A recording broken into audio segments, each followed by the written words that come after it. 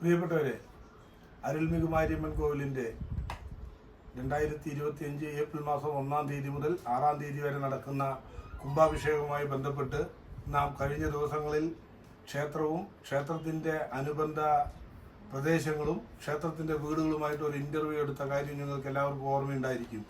ആ വീഡിയോയുടെ തുടർച്ചയെന്നോണം നാം കോഴിക്കോടും അതേപോലെ തന്നെ കോയമ്പത്തൂരുള്ള വേലാണ്ടിപാളയവും നമ്മൾ ഓരോ ഇൻ്റർവ്യൂ പൂർത്തിയാക്കി.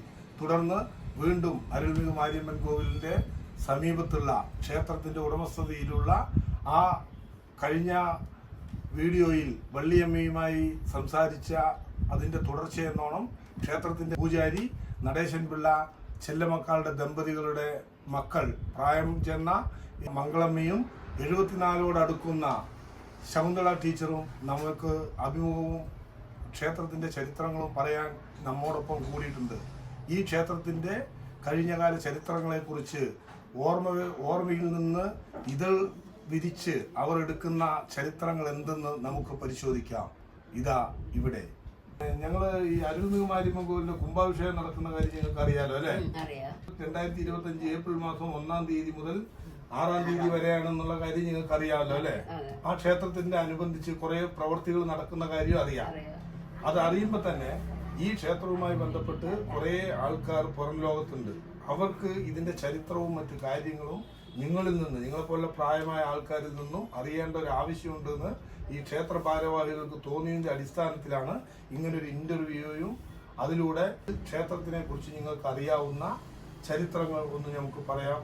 നിങ്ങൾ പറയുന്നത് സശ്രദ്ധം കേൾക്കാൻ ഒട്ടേറെ പ്രേക്ഷകർ ഈ ക്ഷേത്രവുമായി ബന്ധപ്പെട്ടിട്ടുള്ള ആൾക്കാരും അല്ലാത്തവരും നമുക്ക് ചുറ്റുമുണ്ട്.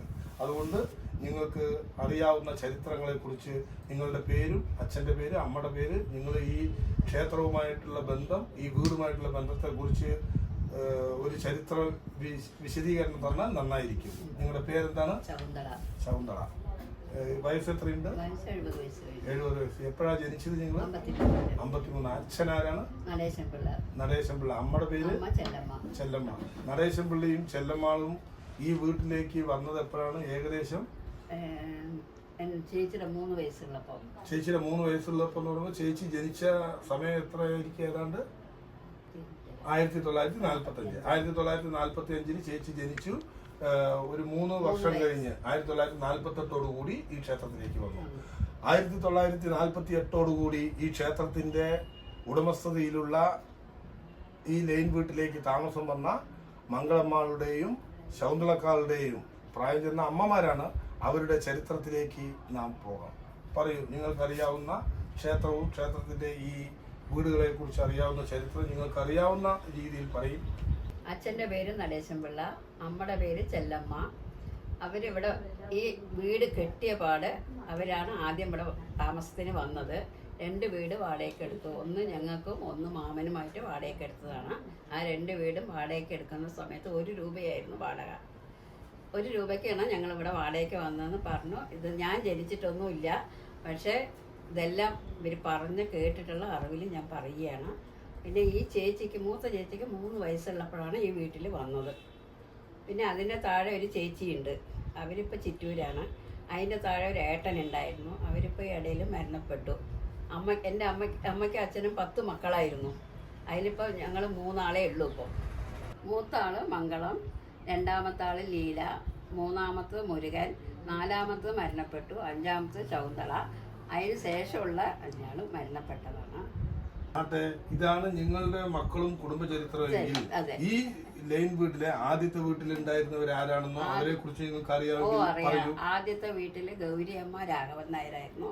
ബേബിക്ക് 3 മാസം ഉള്ള സമയത്ത് ആ വീട്ടിൽ വന്ന് താമസം തുടങ്ങിയത്. ആരായിരുന്നു ബേബി? ബേബി അവരുടെ മകള്.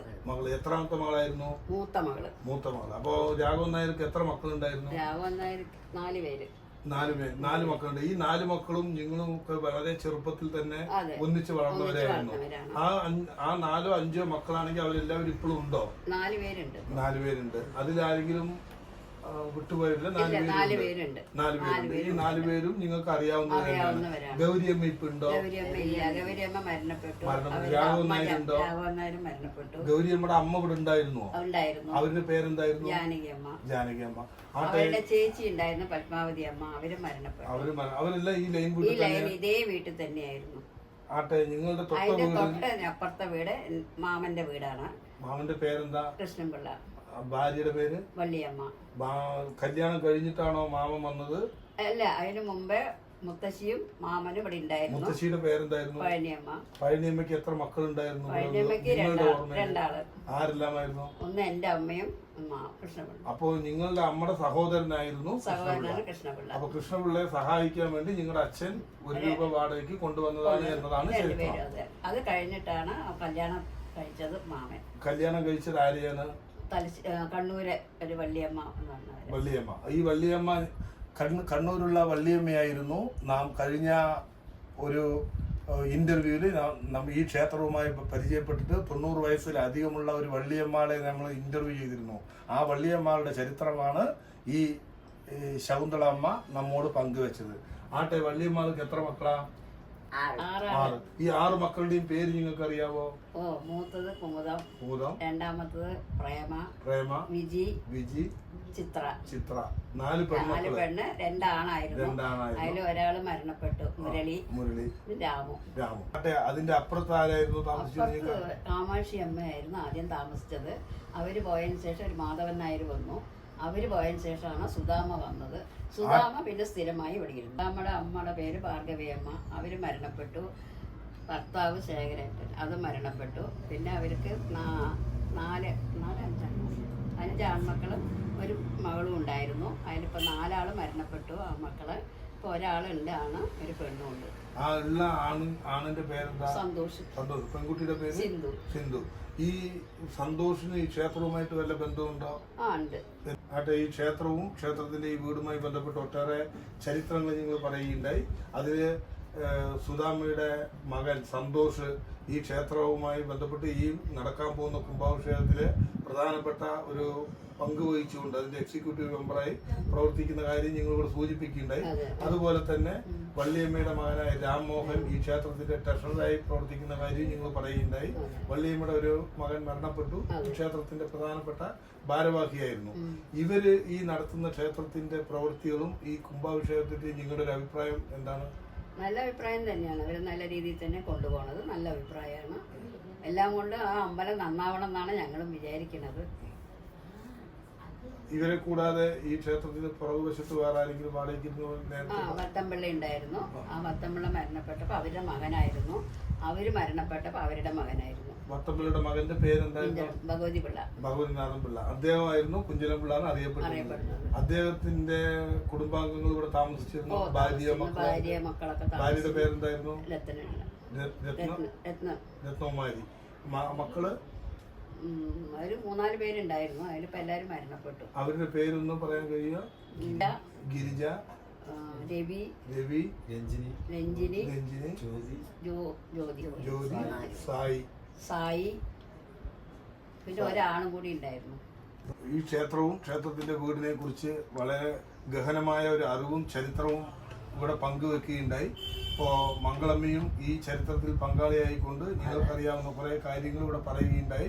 ക്ഷേത്രത്തിന്റെ കുംഭാഭിഷേകവുമായി ബന്ധപ്പെട്ട് നാം തയ്യാറാക്കിയ ഈ വീഡിയോയിൽ നമ്മോടൊപ്പം പങ്കെടുത്തുകൊണ്ടിരിക്കുന്ന മംഗളമ്മയും ശകുന്തളമ്മയും വളരെ നീണ്ട ഒരു ചരിത്രം, ഏതാണ്ട് 100 വർഷത്തിനോടടുക്കുന്ന ക്ഷേത്രത്തിൻ്റെയും ക്ഷേത്രത്തിൻ്റെ വീടിനെയും കുറിച്ച് വളരെ ഭംഗിയായ ഒരു ചരിത്രം നമ്മോട് അവതരിപ്പിക്കുകയുണ്ടായി. ഇവരുടെ അവസാന വാക്കുകൾ 2025 ഏപ്രിൽ മാസം 1-ാം തീയതി മുതൽ 6-ാം തീയതി വരെ നടക്കുന്ന കുംഭാഭിഷേകം വളരെ ഭംഗിയും ഭക്തിസാന്ദ്രമായ അന്തരീക്ഷത്തിൽ നടത്തി കാണണമെന്നാണ് ഈ പ്രായം ചെന്ന അമ്മമാരുടെ ആഗ്രഹം. ആ ആഗ്രഹം നടത്തുന്നതിന് ദേവിയും ദേവിയുടെ ഉപദേവി ദേവന്മാരുടെയും എല്ലാ അനുഗ്രഹാശിസുകളോടും കൂടി ഈ കുംഭാഭിഷേകം വളരെ ഭംഗിയായി നടക്കട്ടെ എന്നുള്ള പ്രാർത്ഥനയോടുകൂടി ഈ വീഡിയോ ഇവിടെ അവസാനിപ്പിക്കാം. നന്ദി, നമസ്കാരം.